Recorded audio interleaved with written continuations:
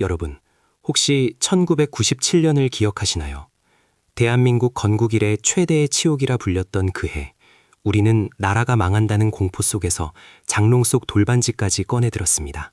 소위 IMF 사태라 불리는 외환 위기였죠. 평생 일궈온 회사가 하루아침에 부도가 나고 가장들이 거리로 내몰렸습니다. 우리는 우리가 과소비해서 우리가 게을러서 벌을 받는 줄 알았습니다. 그런데 만약 그 처절했던 고통의 상당 부분이 잘못된 처방전 때문이었다면 어떨까요? 우리를 구원하러 왔다고 밀었던 국제통화기금 IMF. 그들이 내밀었던 가혹한 구조정과 살인적인 고금리 정책이 사실은 경제를 살리는 약이 아니라 멀쩡한 기업마저 죽이는 독약이었다면요. 그리고 그 혼란을 틈타 누군가는 헐값에 나온 우리의 알짜 자산들을 싹쓸이해 갔다면 이것은 단순한 위기가 아니라 거대한 부의 이동이었을지도 모릅니다. 이 충격적인 주장을 펼친 사람은 음모론자가 아닙니다. 바로 세계은행 부총재이자 노벨 경제학상 수상자인 조지프 스티글리츠입니다. 그는 오늘 소개할 책 세계화와 그 불만을 통해 세계 경제를 움직이는 거대한 손들이 저지른 치명적인 실수들을 내부자의 시선으로 낱낱이 고발했습니다. 부자가 되려면 돈의 흐름을 알아야 하고 돈의 흐름을 알기 위해서는 이 냉혹한 세계화의 규칙을 이해해야 합니다. 스티글리츠가 지적하는 가장 큰 문제는 바로 시장 근본주의입니다. 시장은 언제나 옳다. 정부는 개입하지 말고 모든 것을 시장에 맡겨놔라는 믿음이죠. 이 논리에 따라 IMF와 미국 재무부는 위기에 빠진 나라들에게 똑같은 숙제를 냅니다. 긴축 재정, 금리 인상, 그리고 공기업 민영화입니다. 언뜻 보면 합리적으로 보입니다. 빚이 많으니 허리띠를 졸라매라는 거죠. 하지만 이것이 신흥국, 특히 한국 같은 상황에 적용될 때는 치명적인 부작용을 낳습니다. 가장 대표적인 것이 바로 고금리 정책입니다. 당시 IMF는 환율 방어를 위해 금리를 30% 가까이 올리라고 강요했습니다. 이 논리는 간단합니다. 이자를 많이 주면 외국 돈이 빠져나가지 않을 것이다. 하지만 현실은 정반대였습니다. 금리가 치솟자 빚을 내서 사업하던 건실한 한국 기업들이 이자를 감당하지 못해 줄줄이 쓰러졌습니다. 기업이 망하니 외국 투자자들은 한국 경제가 끝났다고 판단해 오히려 돈을 더 빨리 빼나갔죠. 스티글리츠는 이를 두고 이렇게 비유합니다. 불이 난 집에 물을 뿌리는 것이 아니라 기름을 부은 격이다. 경제가 위축될 때는 돈을 풀어 경기를 부양해야 하는데 오히려 돈줄을 죄어버려 기초 체력까지 앗아간 것입니다.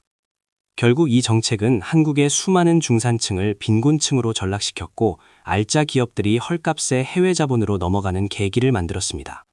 이것이 바로 우리가 겪은 고통의 실체였습니다. 또 다른 문제는 성급한 민영화와 자본시장 개방입니다. 선진국들은 개발도상국에게 금융시장을 활짝 열라고 강요합니다. 그래야 투자가 들어온다고요.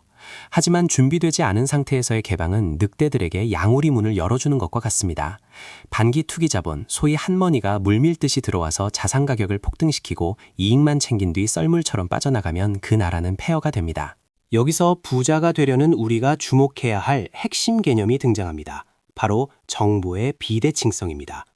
완전한 시장 경쟁 이론에서는 모든 사람이 동일한 정보를 가진다고 가정합니다. 하지만 현실은 다릅니다. 월스트리트의 거대 자본과 국제기구 내부자들은 우리보다 훨씬 더 빠르고 정확한 정보를 가지고 있습니다. 그들은 언제 치고 빠져야 할지를 알고 우리는 뉴스에서 위기라는 단어가 나올 때쯤에야 사태를 파악합니다. 책에서는 러시아와 중국의 사례를 비교하며 이를 증명합니다. 서방의 조언대로 급진적인 개방과 민영화를 단행했던 러시아는 소수의 올리가르키, 즉 신흥 재벌만 배를 불리고 국민 대다수는 빈곤에 빠졌습니다. 반면 외부의 압력에도 불구하고 자신들의 속도에 맞춰 점진적으로 개방한 중국은 엄청난 경제 성장을 이뤄냈습니다.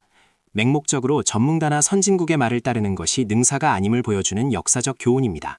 스티글리츠는 묻습니다. 왜 똑똑한 경제학자들이 이런 뻔한 실수를 반복할까?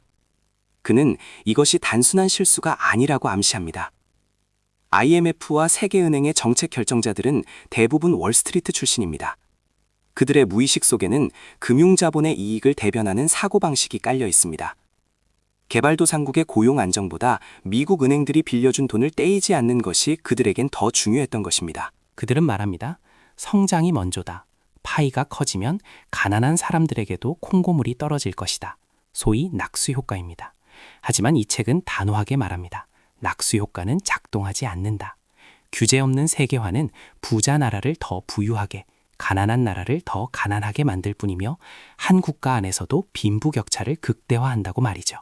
우리가 지난 30년간 뼈저리게 느껴온 현실과 일치하지 않나요? 그렇다면 우리 같은 개인은 어떻게 해야 할까요? 억울해하고만 있어야 할까요? 아닙니다. 스티글리츠의 폭로에서 우리는 역설적인 기회를 발견해야 합니다. 시스템이 불완전하다는 것을 인정하는 순간 돈을 벌 기회가 보입니다. 시장은 항상 오버슈팅, 즉 과도하게 반응합니다. 공포에 질려 자산이 헐값이 되었을 때 그것이 시스템의 오류로 인한 일시적 현상임을 꿰뚫어보는 눈이 필요합니다. 부자가 되고 싶다면 환율과 금리가 국제 정치와 어떻게 얽혀 있는지 공부해야 합니다. 단순히 경제 교과서의 원리가 아니라 강대국의 이해관계가 내 나라의 금리를 결정할 수도 있다는 냉정한 현실을 직시해야 합니다. IMF 사태 당시 외국인들이 썰물처럼 빠져나갈 때 달러를 가지고 있던 사람, 헐값에 나온 부동산과 기업을 산 사람들은 지금 엄청난 부자가 되었습니다. 가장 중요한 것은 권위에 대한 맹신을 버리는 것입니다. 뉴스에서 유명 전문가가 혹은 국제기구가 이 길이 맞다고 해도 의심해 봐야 합니다. 그 정책이 누구의 이익을 위한 것인지, 그 이면에 숨겨진 의도는 무엇인지 질문해야 합니다. 스티글리츠가 내부에서 아니오라고 외쳤던 것처럼 여러분도 여러분의 자산을 지키기 위해 대중의 흐름에 아니오라고 말할 수 있어야 합니다. 또한 이 책은 개인의 노력만으로는 한계가 있음을 인정합니다. 급격한 세계화의 파도 속에서 개인이 휩쓸려가지 않도록 국가는 튼튼한 사회 안전망을 갖춰야 합니다. 우리가 세금을 내고 투표를 하는 이유도 바로 이것입니다. 경제정책이 소수의 금융 세력이 아닌 다수의 국민을 위해 작동하도록 감시하는 눈, 그것이 시민으로서 우리의 부를 지키는 첫걸음입니다. 스티글리츠는 세계화 자체를 반대하지 않습니다. 다만 얼굴 없는 세계화, 인간의 고통을 외면하는 세계화를 반대할 뿐입니다. 공정한 규칙과 투명한 정보, 그리고 약자에 대한 배려가 있는 세계화만이 모두를 부유하게 만들 수 있다고 주장합니다. 이것은 비단 국가 경제뿐만 아니라 우리가 추구해야 할 부의 모습과도 닮아 있습니다. 경제가 불안하다고 느껴지시나요? 제2의 IMF가 올까봐 두려우신가요? 막연한 공포는 무지에서 옵니다. 세계 경제가 어떻게 돌아가는지, 그 거대한 메커니즘을 이해하면 공포는 줄어들고 대응 전략이 생깁니다. 스티글리츠의 통찰은 우리에게 그 메커니즘을 꿰뚫어보는 엑스레이 안경을 선물해 줍니다. 결국 내 돈은 내가 지켜야 합니다. 정부도, 은행도, 국제기구도 나를 완벽하게 보호해주지 않습니다. 위기 상황에서 그들은 시스템을 보호하기 위해 개인을 희생양으로 삼을 수도 있습니다. 과거의 역사가 그것을 증명합니다. 깨어 있으십시오. 시장 만능주의에 속지 말고 흐름의 이면을 읽으십시오. 오늘 우리는 조지프 스티글리츠의 세계화와 그 불만을 통해 97년의 아픔이 단순한 우리의 잘못이 아니었음을, 그리고 세계 경제 뒤에 숨겨진 냉혹한 논리를 확인했습니다. 부자가 된다는 건 단순히 돈을 많이 버는 것이 아니라 이 거친 자본의 바다에서 난파당하지 않고 파도를 타는 기술을 익히는 것입니다.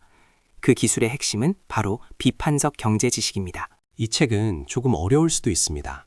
하지만 한 번쯤 꼭 읽어보시기를 권합니다. 여러분이 피땀 흘려 번 돈이 거대한 시스템의 오작동으로 사라지지 않게 하기 위해서, 그리고 다음번 위기가 왔을 때는 피해자가 아니라 기회를 잡는 승자가 되기 위해서 말입니다. 세상은 아는 만큼 보이고 보이는 만큼 가질 수 있습니다. 오늘 내용이 여러분의 경제적 시야를 넓히는 데 도움이 되었기를 바랍니다. 흔들리지 않는 부의 통찰력을 가지고 싶다면 지금 바로 시작하세요. 더 현명한 부자가 되기 위해 구독과 좋아요를 눌러주세요. 여러분의 경제적 자유를 응원합니다. 감사합니다.